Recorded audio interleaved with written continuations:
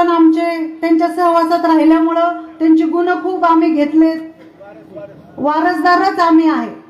हे 5-10 वर्ष बापूंच्या सहवासात राहिले तर यांनी लय गुण घेतले होते, आणि ज्यांनी बापूंच्या पोटी जन्म घेतला त्यांनी काहीच गुण नव्हते का हो घेतले. आता साहेब तुम्ही बोलणार आहेत, मला जे काही बोलायचं मी थोडक्यातच बोलते. काल मला मीडियावाल्यांनी अचानकपणे तिथं आम्ही मांडवीच्या देवदैठण गटामध्ये प्रचार करत असताना येऊन सांगितलं की आपल्या समोरच्या उमेदवारांच्या आई म्हणतात की अनुराधा नागोडे या गांधारी झाल्यात, त्यांना आता काही डोळ्याला पट्टी बांधली, श्रीगोंद्याचा विकास दिसत नाही. म्हणजे मी गांधारी झाली आणि मला विकास दिसत नाही. बरं तुम्हाला दिसतो का हो? मला दिसत नसेल कदाचित, आम्ही विरोधक आहे म्हणून कदाचित दिसत नसेल आम्हाला. तुम्हाला दिसतं का हो? रस्ते आहेत, पाणी आहे, आपला कॅनल 12 होता, 8 झाला, 6 झाला, आता एका रोटेशनसाठी आपल्याला भांडावं लागतंय. हा विकास आहे? रस्ते नाहीत हा विकास आहे? महिलांची सुरक्षितता नाही हा विकास आहे? तरुणांच्या हाताला काम नाही हा विकास आहे? आता त्या म्हणतात गांधारी झाले, ठीक आहे मी झाली असेल, पण जनता डोळ्यांनी बघतीये त्यामुळे ती उत्तर देणार आहे.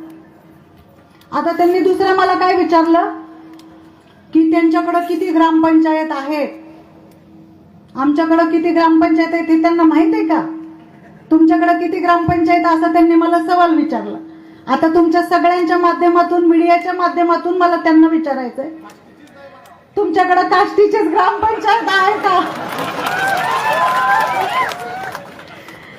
आपल्याला सगळ्यांना मला विनंती करायची आहे की माझी लढाई भाजपच्या एका अधिकृत उमेदवाराबरोबर पण आहे आणि एका अनधिकृत उमेदवाराबरोबर पण आहे. आता आदरणीय बाबासाहेबांनी म्हटलं की ते बापूंचा फोटो लावतात, लावू द्या जाऊ द्या, पण बाबासाहेब मला दुःख होतं त्यांनी बापूंचा फोटो का लावायचा. आदरणीय बापूंनी ज्यांना विधानसभेमध्ये पाठवलं, तुम्हाला सगळ्यांना, तुम्ही सगळे साक्षीला आहे. आदरणीय दीपक शेठ, आदरणीय दादा रात्रंदिवस प्रचार करत होते, त्यांना काय कमी पडलं? आदल्या दिवशी रात्री आम्ही दिलत, तरी सुद्धा ते काय म्हणतात की आम्हाला नागोडेंनी 2014ला मदत नव्हती केली, म्हणतात की नाही. तुम्हाला सांगते, ज्या वेळेस ते आमदार झाले, घारगावचे कार्यकर्ते आहेत ना इथं, आपण त्या दिवशी सभेला बसलो होतो, घारगावच्या कार्यकर्त्यांनी काय सांगितलं की ज्या वेळेस ते आमदार झाले आणि अभिनंदनाचे बोर्ड तालुक्यामध्ये लावले, त्यावेळेस त्या बोर्डवर बापूंचा फोटो नव्हता, मग आता का लावायचाय? ज्या माणसाने तुम्हाला आमदार केलं त्यावेळेस तुम्हाला अभिनंदनाच्या बोर्ड मध्ये बापूंचा फोटो नव्हता लावायला, आताच आहे. आदरणीय बापू 2.5 महिने दवाखान्यात होते, तुम्ही किती वेळा भेटायला आलते? आदरणीय बापूंच्या अंत्यविधीला सगळ्यात उशिरा येणारी ती व्यक्ती आहे. आदरणीय बापूंच्या 10व्याला सगळ्यात उशिरा येणारी ती व्यक्ती आहे. मग तुम्हाला आत्ता बापू आठवते? आत्ता सदांना आठवते? अहो दुर्दैव, तुम्हाला सांगायला आम्हाला वाईट वाटतं, ज्या बापूंनी ह्या तालुक्यासाठी 40 वर्ष खस्ता खाल्ल्या, इतका सरळ प्रामाणिक माणूस, त्यांच्या जाण्यानंतर मी काय म्हणते तुम्ही ऐका एकदा. त्यांच्या जाण्यानंतर त्यांनी श्रद्धांजलीचे जे बोर्ड लावले होते, त्यांनी त्याचं बिल नागोडे कारखान्यावर पाठवलं होतं. अशा माणसांना आपण सहकार्य करायचं? अशा माणसांना आपण लक्षात ठेवायचं? तरी सुद्धा काही माणसांना असतो पुळका. आता तुम्ही सांगा, आपले समोरच्या उमेदवारांनी एक हे छापले बॅनर त्यांच्या फोटो खाली, त्याच्या खाली लिहिले माझी उमेदवारी महिलांच्या सन्मानासाठी. अरे तुम्ही तुमच्या आईचा सन्मान करू शकले नाही, त्यांची उमेदवारी काढली आणि दुसऱ्यांची काढली, मग तुम्ही दुसऱ्यांच्या महिलांचा सन्मान करणार आहे? माझी उमेदवारी त्यांनी लिहिलेलं सांगते, माझी उमेदवारी तरुणांच्या विकासासाठी, तरुणांच्या पाठबळासाठी. स्वतःच्या सख्या भावाला ग्रामपंचायतला विरोधात उभे राहिले होते, त्यावेळेस तुम्हाला तुमचे तरुण नव्हते दिसले? ज्या माणसाने आयुष्यभर खस्ता खाऊन यांना एवढं मोठं केलं, आदरणीय सदांना, त्यांचा सुद्धा तुम्ही उपकार लक्षात ठेवले नाही. तुम्ही घरच्यांना जर विचारत नाही तर तुम्ही समाजातल्या माणसांना कधी विचारणार आहे? बरं तुम्ही मला सांगा, आजच्या महाराष्ट्राच्या परिस्थितीमध्ये आपण काही माणसं आदराने नाव घेतो ज्यांनी महाराष्ट्राच्या इतिहासामध्ये खूप चांगलं काम केलं, त्यामध्ये कोण कोण येतं? जे मुख्यमंत्री म्हणून महाराष्ट्रात काम करत असताना सगळ्या राज्यांना भूगोल आहे, पण महाराष्ट्राला इतिहास आहे. आणि त्या इतिहासामध्ये, आपल्या महाराष्ट्राच्या इतिहासामध्ये खूप चांगलं काम करणारी कोण माणसं होती? यशवंतराव चव्हाण होती, वसंतदादा पाटील होती, स्वर्गीय विलासराव देशमुख होती. ती माणसं ग्रामपंचायत पासून वरती गेली होती विधानसभेपर्यंत, म्हणून त्यांचं कामकाज खूप चांगलं होतं. त्यांना माहित होतं ग्रामपंचायत लेवलला कसं काम करायचं असतं, सर्वसामान्यांचे प्रश्न काय असतात, फायलिंगचा प्रवास कसा असतो, ग्रामपंचायत मधून जिल्हा परिषदला, पंचायत समितीला प्रस्ताव कसा पाहिजे असतो, पाठवायचा असतो. ह्यांना किती अनुभव आहे? ग्रामपंचायत तरी लढवली का? विधानसभा लढवायला निघाले आहे का अनुभव ग्रामपंचायतचा? तरी आपण काय चाललंय, कुठं चाललंय, किती खोटं बोलतेत, किती पुढे सोडतेत. पुढे सोडायला तर एवढे पटाईत आहेत साहेब आमच्या तालुक्यातली माणसं. त्यामुळं तुम्ही ह्या गोष्टीला किती भूलथापांना बळी पडणार आहे, किती ह्या सगळ्या गोष्टींच्या मागत पळायचंय आपल्याला. आपण सगळे आमच्या आहात, आमच्यावर प्रेम करता, आदरणीय बापूंवर, आमच्या नागोडे परिवारावर असेल, आदरणीय साजनभाईंवर असेल, म्हणून तुम्ही आलात. तुम्ही सांगा, एवढ्या वयाच्या लहान वयामध्ये साजनभाईंच्या मध्ये एवढी प्रगल्भता आहे, त्या माणसाने मनाचा एवढा मोठेपणा दाखवला.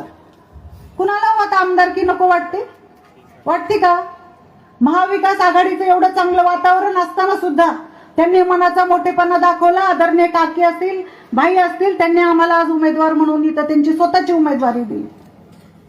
आणि ज्यांना आपण 4-4 वेळा केलं, ज्यांना इथं पिंपळगावचे लोक आहेतच ना, आहे ना? कुणाल आमदार झालते तेव्हा होती का ग्रामपंचायत ताब्यात? नागोडे ज्यावेळेस सोबत आले त्यावेळेस ग्रामपंचायत ताब्यात आली. सांगा जाऊन, म्हणा तुमची ग्रामपंचायत तरी घ्या आधी, मग आमदार व्हायला निघा. हा, आता पण फसवून घेतली, पण आता तुम्ही बंडू भाऊ फसले, आता कसं करायचं? जाऊ द्या, आता येणारा काळ हा आपला आहे. माझा श्रीगोंदा तालुक्यातल्या सर्व जनतेला, माझ्या तमाम बंधू भगिनींना, माझ्या सर्व ज्येष्ठांना, तरुणांना, सगळ्यांना एक नम्र विनंती आहे. आपल्या तालुक्यामध्ये पुढे सोडायचं, काय काय खोट्या गोष्टी अफवा पसरवायचं, ह्या सगळ्या गोष्टी खूप चालतात, ज्या होणार आहेत भविष्यात सुद्धा. आता रडाय काढायचं नाटक होईल. आम्ही काल एका वर्ष श्राद्धाला गेलो होतो, आपले आमदार आले होते तिथे, भाषण करताना म्हणले आता थोडा थोडा आवाज येतोय, आता काही दिवसांनी तो पण बंद होणार आहे. म्हणजे भावनिक किती करणार आहेत तुम्हाला? आपल्याला ज्यावेळेस भावनिक करतात, तुम्हाला आपल्याला ज्यावेळेस पोट भरायचं असतं किंवा आपल्याला भूक लागलेली असते त्यावेळेस भावनिक बोलून पोट भरतं का हो? आपल्याला एखाद्या मुलाला, विद्यार्थ्यांना ऍडमिशन घ्यायचं त्यावेळेस भावनिक बोलून आपलं ऍडमिशन होतं का हो? हॉस्पिटलमध्ये आपला एखादा पेशंट असेल तर त्या दिवशी आपलं भावनिक बोलून पेशंटला ऍडमिट केलं जातं का? सगळ्या गोष्टीचं सोंग आणता येतं, पैशाचं आणता येत नाही. आपल्या सगळ्यांना यांनी सगळ्या गोष्टीमध्ये फसवलेलं आहे. त्यामुळे तुम्हाला सगळ्यांना विनंती आहे, नागोडे परिवार कधी खोटं बोलत नाही, कधी चुकीच्या गोष्टी करत नाही. आणि आदरणीय बाबासाहेबांनी सांगितलेली गोष्ट खरी आहे. मी जिल्हा बँकेत काम करत असताना, मी जिल्हा परिषदमध्ये काम करत असताना, पंचायत समितीमध्ये काम करत असताना किंवा मी संघटनेत काम करत असताना माझ्या मनाला, माझ्या माणसांना जे योग्य आहे तेच मी काम केले. आणि आदरणीय दादांनी पण माझ्या कामात कधी हस्तक्षेप केला नाही. त्यांना माहित आहे काय ऐकणार नाही, जे करायचं तेच करायचं. आणि आता तुम्ही इथे सगळे साक्षीला आहेत साहेब. ते 2014ला पण आणि 2019ला पण माझा विरोध होता, आणि त्याच्यामुळे माझं जास्त दुखणं आहे तिकडं, की आम्हाला विरोध कोण करत होती तर अनुराधा नागोडे करत होती, म्हणून जास्त दुखणं आहे. बरोबर आहे की नाही? आणि त्यांना म्हणा अजून पण तुम्हाला लय दुःख व्हायचं बाबांनो, थोडं थांबा. तुम्ही एवढं सगळं स्वतःला तिकीट नाही मिळालं भाई तर किती तळतळ झाली. आणि तुम्ही एवढ्या सर्वसामान्य जनतेला फसवलं, त्यांचे पैसे नाही दिले, त्यांचा किती जीव तळतळला असेल. त्यांनी दिवाळी कशी केली असेल? त्यांच्या घरी लग्न नव्हतं का? त्यांच्या मुलांना शिक्षण नव्हतं का? सगळं तुम्ही जनतेला तळतळायला लावता, त्याचं काय नाही, स्वतःला असली की लय तळतळ येते. त्यामुळं तुम्हाला सगळ्यांना सांगायचंय, बाकीच्यांना कुणाला काय करायचं असेल ते करू द्या. आम्ही तुमच्यासाठी खंबीर आहोत, आम्ही तुम्हाला कुठेच कमी पडणार नाही. तुम्ही आता जो मला वेळ देणार आहे, येणाऱ्या काळामध्ये 5 वर्षामध्ये मी तुमच्यासाठी उभीच राहणार आहे. एक आमदार काय करू शकतो? मी तर जनतेला गेल्यावर प्रश्न विचारते की तुमच्या आपल्या आजी माझी आमदारांनी सभागृहात गेल्यानंतर कधीतरी एखादा प्रश्न विचारलाय का उभं राहून की माझ्या श्रीगोंदा तालुक्यातला हा प्रश्न आहे म्हणून? सभागृहात विचारलाय कधी? का बरं श्रीगोंदा तालुक्याला प्रश्न नाही? आपल्याला काय प्रश्नच नव्हते का? विचारायचेच नव्हते कालवा सल्लागार समितीच्या मीटिंगला गेले तरी चहा पाणी पिऊन येतात, विचारतात प्रश्न, काय बोलतात आपल्या पाण्यासाठी, बोलतात का?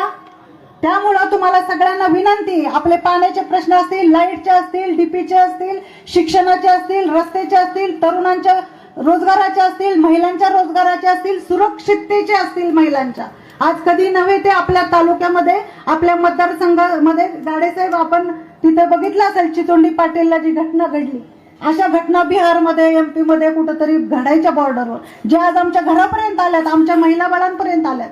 आता तरी आपण सुधारलं पाहिजे, आता तरी आपण विकसित होऊन बघितलं पाहिजे. आपल्या मनाला, अंतकरणाला, हृदयावर हात ठेवून एकदा विचारा की हे समोर बसलेले स्टेजवरची माणसं कोण खोटे बोलणारे आहेत का, हे चुकीचं करणारे आहेत का, ह्यांना जर सत्ता दिली तर हे विकास करू शकतात का? आम्ही नक्कीच ते सगळं करू शकतोय. आदरणीय बापू फक्त 7 वर्ष आमदार झाले होते तालुक्याचे, तर एवढं करू शकले. आज ज्या ज्या गावात जाऊ तिथं सगळीकडे विधायक कामं आदरणीय बापूंनी केलेली आहेत. मग 40 वर्ष जर बापू आमदार असते, गृहमंत्री असते, वनमंत्री असते, पालकमंत्री असते, आदिवासी विकास मंत्री असते, तर किती विकास झाला असता? झालं. आजच्या वस्तुस्थिती जर बघितली तर ह्यांना सर्वसामान्य माणसांचं कुणाला देणं घेणं राहिलं नाही, त्यांना फक्त स्वतःचं पडलंय. बरं तुम्ही मला सांगा, आज मी आमदारकीला उभी राहिले विधानसभेला, माझं नाव ह्याच्या आधी 4 वेळा आलतं, मला सगळ्या गोष्टीचा अनुभव पण आहे. बरं आता मी उद्या आमदार झाले तर माझा कारखाना अडचणीत आहे म्हणून मी आमदारकी करते का? मला काही टक्केवारी गोळा करते म्हणून मी आमदारकी करते का? माझ्या पोराला उद्या लगेच माझं झालं की त्याला सत्तेवर घ्यायचंय म्हणून करते का? मी माझ्या सर्वसामान्य माणसांना न्याय देण्यासाठी विधानसभेला उभी आहे. आणि आता मला तुमची सगळ्यात जास्त गरज आहे. आम्ही आमदार नसताना सुद्धा, आम्ही आमदार असो किंवा नसो, तुमच्या सगळ्या सुखदुःखामध्ये, 10वा आहे, अंत्यविधी आहे, लग्न आहे, बारस आहे, जागरण गोंधळ आहे, वास्तुशांती आहे, आम्ही आहे का नाही तुमच्या सगळ्या सुखदुःखात? करोना सेंटर काढलं आपण, करोनासाठी आमदारांना निधी आला होता, आमदारांनी नाही काढला, नागोडेंनी काढला.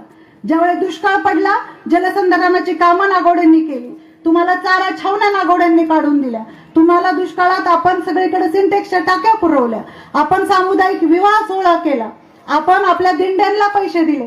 नागोडे सगळ्या गोष्टीमध्ये जर असतील तर आमदार नसताना जर हे सगळं करू शकतात तर आमदार झाल्यावर का नाही करणार का नाही?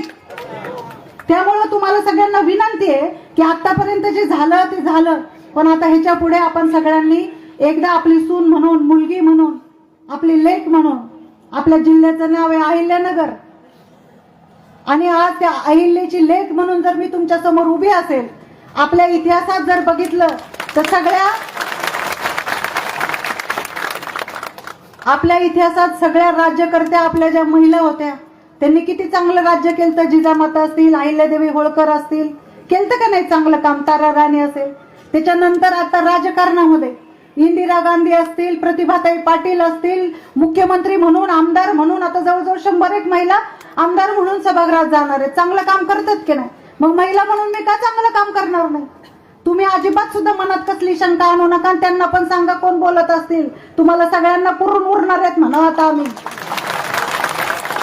तुम्ही कुणी काळजीच करू नका. आपण आमदार झाल्यानंतर मी आमदार होणार नाही, तुम्ही सगळे आमदार होणार आहेत.